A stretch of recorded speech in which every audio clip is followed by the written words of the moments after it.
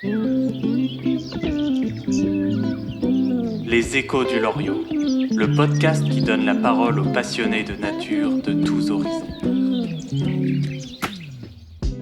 Bonjour et bienvenue dans ce nouvel épisode des Échos du Loriot qui marque le début d'une nouvelle interview qui sera divisée en deux parties. Aujourd'hui, on va parler du renard roux, un animal qui ne vit pas très loin de nous et qui a toujours été très présent dans nos fables et nos contes. On l'admire depuis longtemps pour sa ruse et aussi pour sa capacité à s'adapter à tous les environnements, même ceux qu'on a fortement dégradés. On pense bien le connaître, mais la plupart des gens ne savent pas grand-chose à son sujet. Pour preuve, la chanson « What Does the Fox Say » du duo norvégien Ylvis faisait le buzz il y a environ une dizaine d'années, et elle totalise aujourd'hui plus d'1 milliard de vues sur YouTube. Cette chanson s'amuse du fait qu'on a des mots pour parler du cri de nombreux animaux, mais qu'on ignore celui du renard. En fait, il est très loin d'être muet comme on va le voir dans cette interview. Aujourd'hui, on va discuter avec une experte britannique du renard, Adele Brand, qui a écrit un très bon livre sur cet animal. Pour rappel, le concept de ce podcast est de traduire en français des interviews réalisées en anglais ou en japonais. Donc l'interview du jour a été traduite de l'anglais par mes soins, et c'est Sonia Cruchon qui assure le doublage français de notre intervenante. Une fois encore, on va réaliser cette interview sur le terrain, donc je vous propose de nous mettre en route sans attendre vers la campagne anglaise sur la piste du renard.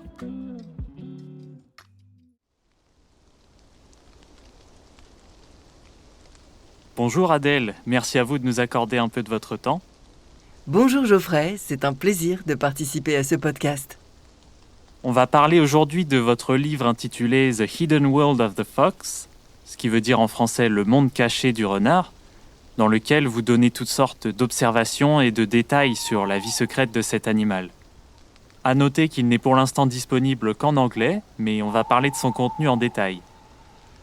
D'abord, est-ce que vous pourriez commencer par une petite présentation ? Qu'est-ce qui vous a amené à vous passionner pour les renards ? Je suis Adele Brandt et je travaille dans le secteur de la préservation de l'environnement au Royaume-Uni. Avant ça, j'ai eu la chance de participer à toutes sortes d'expéditions scientifiques qui m'ont amené dans des écosystèmes très variés, des prairies roumaines jusqu'aux jungles mexicaines. J'ai un diplôme en écologie et je m'intéresse particulièrement à la conservation des prairies ainsi que des mammifères. Pour ce qui est des renards, ils ont toujours été à mes côtés. J'ai grandi dans le sud de l'Angleterre et je les voyais souvent passer sur une route ou un chemin à la nuit tombée avec leur air mystérieux, ou encore manger des cacahuètes laissées sous une mangeoire à oiseaux. Je me suis toujours intéressée à la nature, mais les renards attiraient davantage mon attention. Peut-être parce que c'était plus facile de reconnaître les différents renards entre eux et de suivre le déroulement de l'existence de chacun avec ses hauts et ses bas. C'est vrai que ces animaux attirent la curiosité et la fascination.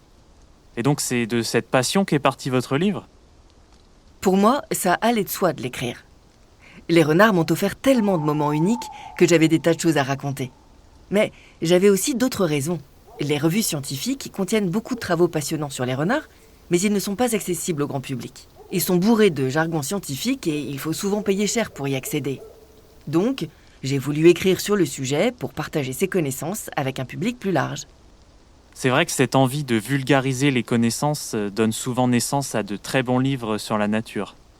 En tout cas, ce podcast partage aussi le même esprit. Tout à fait. Et un autre de mes objectifs était d'améliorer notre relation avec les renards en identifiant les causes des conflits potentiels et les solutions possibles. On reparlera de ce point dans notre interview, mais d'abord, est-ce que vous pourriez expliquer à nos auditeuristes où on se trouve actuellement ? Vous m'avez emmené sur l'un de vos terrains de jeu préférés. C'est vrai, vous vouliez que notre interview ait lieu dans un environnement typique où j'observe les renards. Alors, comme on les trouve partout, des villes surpeuplées aux contrées les plus sauvages, en passant par les villages de campagne, j'ai choisi de présenter cet entre-deux, un quartier résidentiel en périphérie d'un village anglais. C'est une fraîche soirée pluvieuse, typique du mois de novembre. Les maisons qui nous entourent sont anciennes et clairsemées, avec des jardins plantés de grands arbres. Derrière certains portails, des chiens sont à l'affût et aboient sur les passants. On entend parfois les cloches de l'église du village qui doit bien dater du XIIe siècle. Mais la plupart des gens sont bien au chaud chez eux par une telle soirée. Autour de nous, on peut voir des chênes, quelques bouleaux et des champignons qui ont poussé à leurs pieds, comme l'amanite tumouche. On entend aussi parfois l'appel de la chouette hulotte ou une nuée de grives mauvisses en pleine migration au-dessus de nos têtes.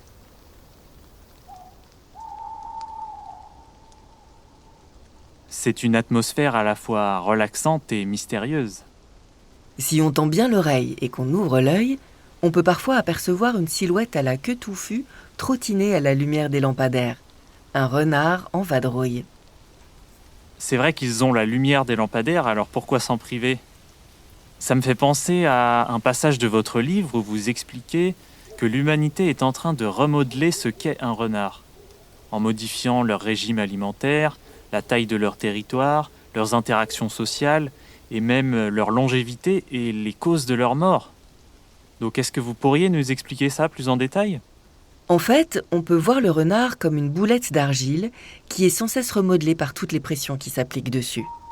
Comme toutes les espèces, les renards subissent la sélection naturelle qui favorise certains traits dont les gènes se transmettent aux générations suivantes. Dans un environnement totalement sauvage, ces traits sont façonnés par des pressions naturelles comme le climat, les compétiteurs, les maladies, les ressources alimentaires, etc. Mais les humains ont totalement modifié les règles du jeu et les pressions qui s'appliquent sur ces renards. Ah oui, je vois. Est-ce que vous pourriez donner un exemple avec une des pressions que vous avez citées? On peut parler des ressources alimentaires.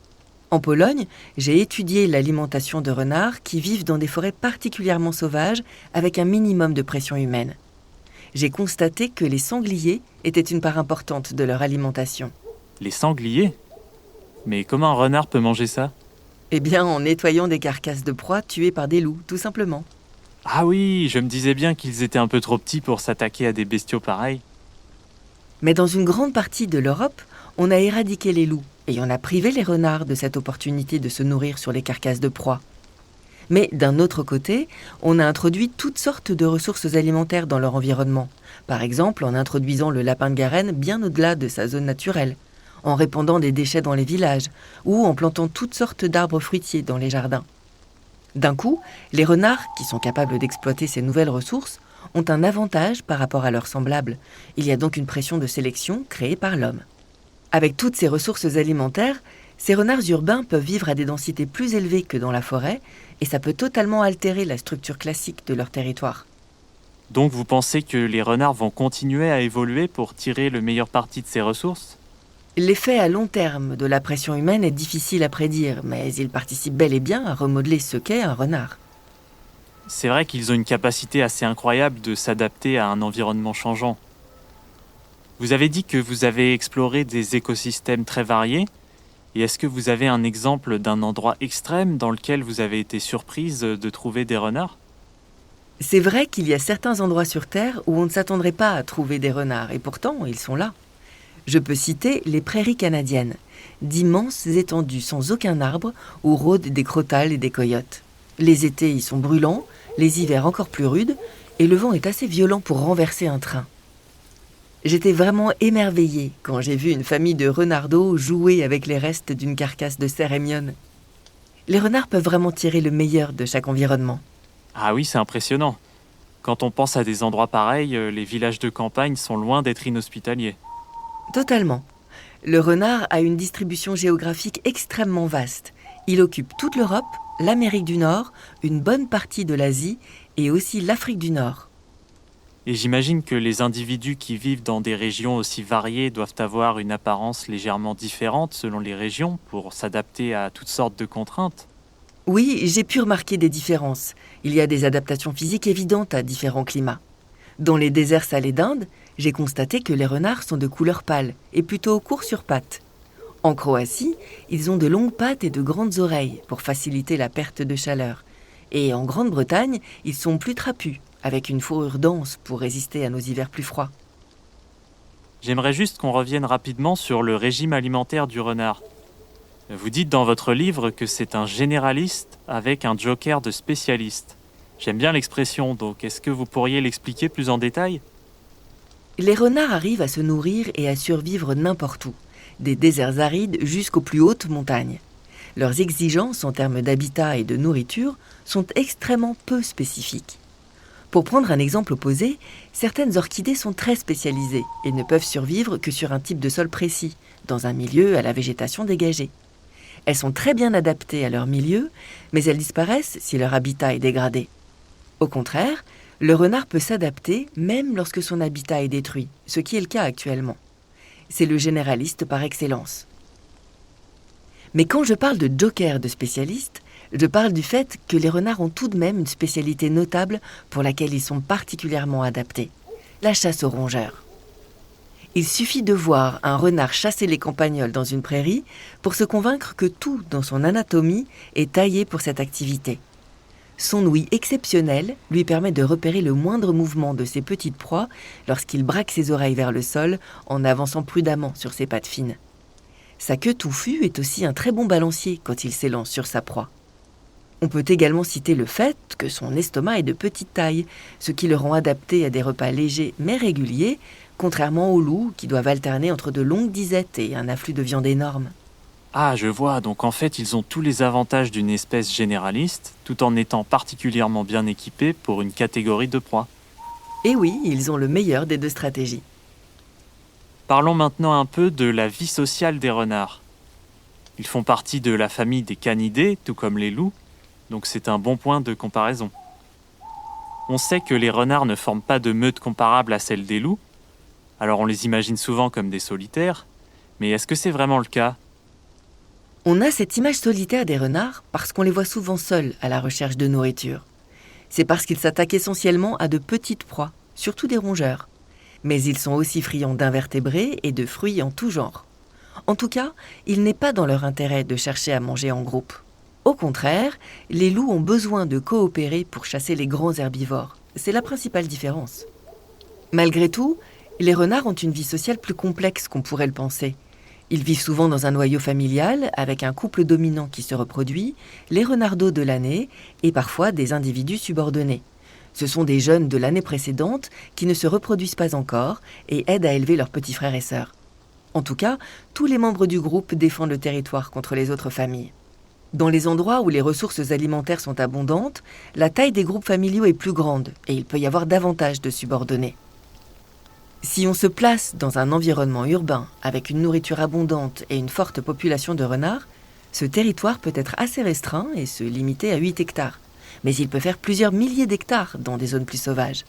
Ah oui, donc la gamme de variations est quand même large. Oui, c'est une nouvelle preuve de leur plasticité. Donc le mode de vie des renards roux est quand même assez différent de celui des loups. Mais est-ce que vous avez déjà observé d'autres espèces de canidés chez qui le système social serait plus ressemblant ? Il y a encore beaucoup à apprendre sur le comportement d'autres espèces de canidés qui sont beaucoup moins étudiées. Mais je peux citer leurs proches cousins, le renard polaire. Eux aussi chassent souvent au solitaire, mais forment des groupes basés sur les liens familiaux. Pour revenir aux renards roux, comme on parle de comportement, est-ce que vous avez des souvenirs d'observations particulièrement mémorables ? J'en ai des tas, mais je peux citer ce phénomène que j'observe quelquefois quand un groupe entier de renards se met à jouer comme une bande de chiots en se roulant par terre et en se poursuivant les uns les autres. C'est aussi passionnant d'observer les postures d'intimidation d'un mâle dominant qui essaye de repousser un intrus de son territoire, ou encore un jeune couple qui se fait la cour en plein hiver. Comme quoi ces renards sont loin de vivre en ermite. Leur vie sociale est riche, et encore plus dans les environnements modifiés par l'homme, où la densité de renards peut être plus élevée. Je pense qu'on va pouvoir en rester là pour aujourd'hui, mais avant de partir, je voulais vous demander si vous seriez d'accord pour répondre à d'éventuelles questions que nos auditeuristes se poseraient sur le renard. Pas de problème, je répondrai avec plaisir. Merci, c'est gentil. Dans ce cas, si vous avez des questions sur le contenu de cet épisode, n'hésitez pas à les poster en commentaire et je les traduirai en anglais pour les poser directement à Adèle.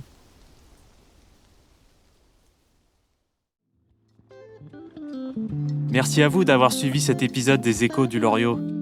On se retrouve dans le prochain épisode qui sera la deuxième et dernière partie de cette interview. N'hésitez pas à poster en commentaire vos questions, vos avis ou vos suggestions pour de futures interviews. D'ici là, portez-vous bien et restez à l'écoute de la nature.